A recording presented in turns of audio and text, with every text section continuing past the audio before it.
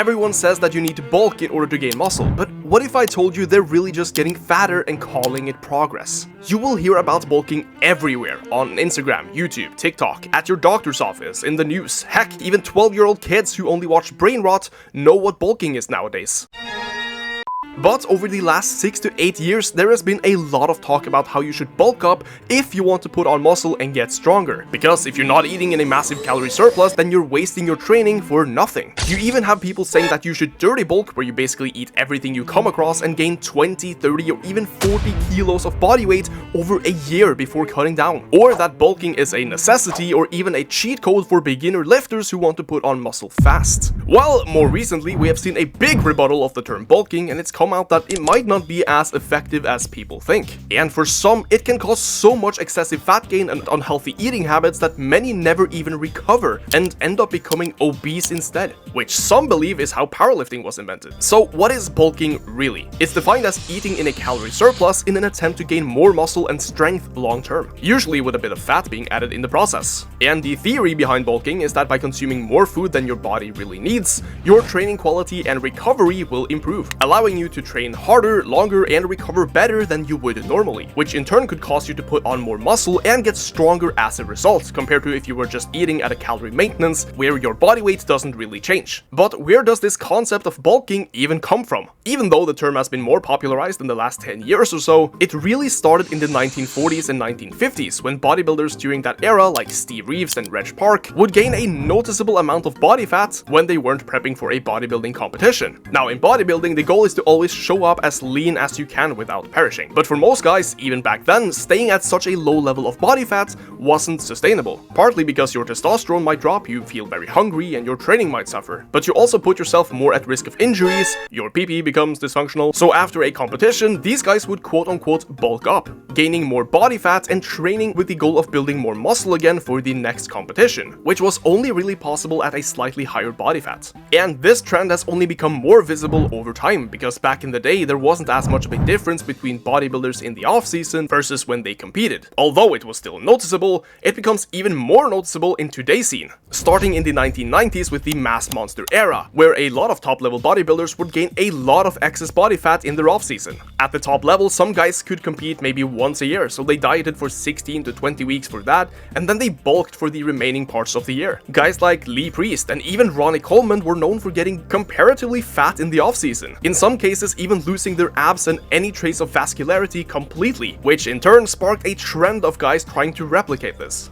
In the early 2000s, we even saw the rise of supplements more aimed towards bulking, like mass gainers, which are basically just whey protein mixed in with a lot of simple sugars to make it as calorie dense as possible. And these products were sold under the pretense that if you want to get big, you need to eat big. And if you weren't putting on muscle, it was because you weren't eating enough. You could see mass gainer shakes with over 1,000 calories per serving, being sold as if it was the holy grail of bodybuilding supplements, marketed as some revolutionary new way to get big fast. I even remember back in the day where Rich Piana spoke about how you had to eat to get bigger, and chugging down a 2,000 calorie shake to showcase that, followed by a light 8-hour arm workout. It's basically an 8-hour arm workout. And a lot of people were taken aback by how dirty bulking, where you basically eat as many calories as possible, was supposedly even better than regular bulking, because the more mass you gained, the more muscle mass you'd gain as well. Or at least that was the theory. Then we started doing some research. First, there was this Norwegian study from 2013 which compared two groups who both trained for muscle growth. Both were in a calorie surplus, but one group ate a lot more.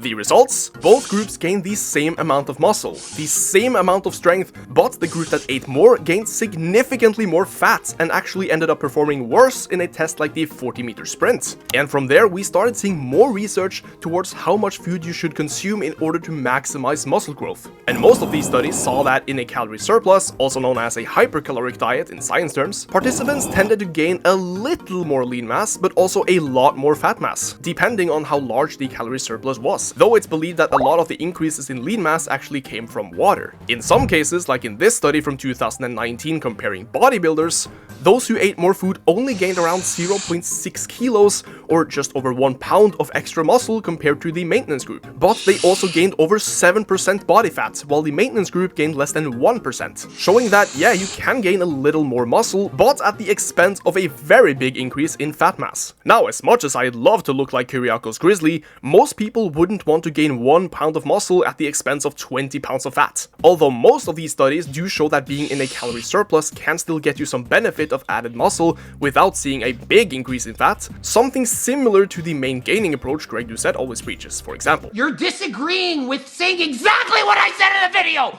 Watch the Now, mind you, in studies like these, especially on trained participants, it's not only very difficult to see big enough differences between groups to actually conclude on something, but studies are often fairly short, usually lasting for less than 8 weeks. So we can't say for sure what the long-term effect differences would be if you ate at a calorie maintenance versus a 200 calorie surplus versus a 1000 calorie surplus. But we do know that there is a big difference in how much you can expect to get out of a calorie surplus depending on your level. For example, a beginner lifter might need a slightly larger surplus to maximize muscle growth because they will have a higher rate of muscle breakdown and just a higher general protein turnover, which means an advanced lifter might not acquire as much benefit from being in a big calorie surplus compared to a beginner, and instead would gain more fat, which is to be expected. So a beginner lifter might see more benefits from bulking than being at maintenance, but they also tend to be less experienced in handling calories, monitoring their progress, or knowing how much to consume, which is when the dirty bulk approach can be very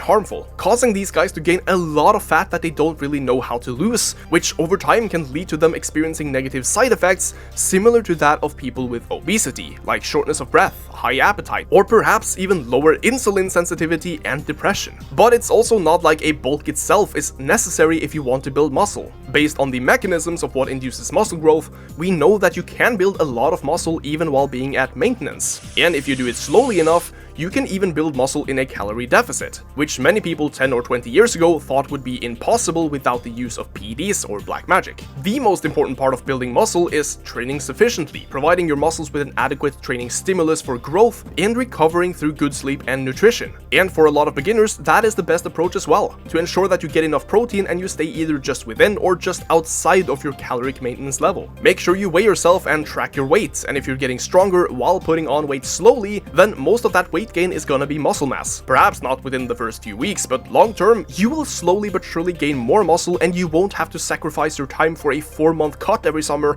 to lose fat, which in turn might have caused you to lose that little extra muscle you gained from bulking in the first place. I myself have had a pretty gradual increase in weight every single year since I started lifting over 10 years ago, and I still try to stay at a small calorie surplus or at maintenance for most of my time, gaining weight little by little, and I managed to get pretty decent numbers as a natural lifter because of that, even if my training and diet from say 14 to 18 years old was very subpar. So no, bulking itself isn't a scam because there is some benefit. Just make sure that you're not eating too much and tracking your weight, and most importantly, staying consistent. Because I know it can be tempting as hell to gain a lot of weight faster just to see that scale go up. But keep in mind that muscle growth is an extremely slow process. If you gain 10 pounds in 10 weeks, I don't care what level you're at, most of that is gonna be fat and water, while myofibrillar contractile tissue takes a lot longer to form. But once you have them, they are easier to maintain, especially if you're natural. But if you're stuck at your current weight and you want to build muscle in a realistic and efficient manner,